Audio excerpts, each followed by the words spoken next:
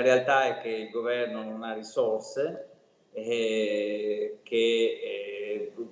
previsto che questa legge si faccia con una cosiddetta invarianza finanziaria, cioè senza risorse aggiuntive. Questo crea dei gravi problemi. È l'analisi del senatore Dem Andrea Martella in merito ai LEP, i livelli essenziali delle prestazioni, dopo che è stato dichiarato inammissibile per mancanza di copertura l'emendamento con il quale il Partito Democratico aveva proposto di esplicitare che la determinazione proprio dei LEP non potesse essere circoscritta alle sole funzioni oggetto di trasferimento. Noi abbiamo chiesto fin dall'inizio che vengano stabilite le risorse per garantire l'uguaglianza dei diritti per i cittadini in tutto il Paese. Prima si dichiarano i LEP, i costi e poi si verifica che cosa è che si può trasferire alle regioni. È uno stravolgimento del rapporto tra articolo 117 e 116 della Costituzione, ovvero di uno stravolgimento del rapporto tra la garanzia dei livelli essenziali e l'autonomia differenziata,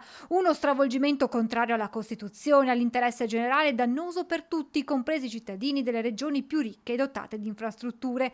Quanto dichiarato dal senatore Alfredo Bazzoli, capogruppo del PD nella Commissione Giustizia, intervenendo oggi nell'Aula del Senato. Abbiamo sempre detto, chiosa Martella, che l'autonomia è un processo graduale che deve essere fatto a favore dei cittadini. Invece ho l'impressione che, soprattutto nella versione Zaia, che è già diversa da quella Calderoli, ci sia una forma di autonomia che tenda più a dare delle risposte politiche, di propaganda ideologica, piuttosto che delle risposte ai cittadini. Noi continueremo in Parlamento a presentare le nostre proposte, lo stiamo facendo in maniera molto seria, anche con qualche successo.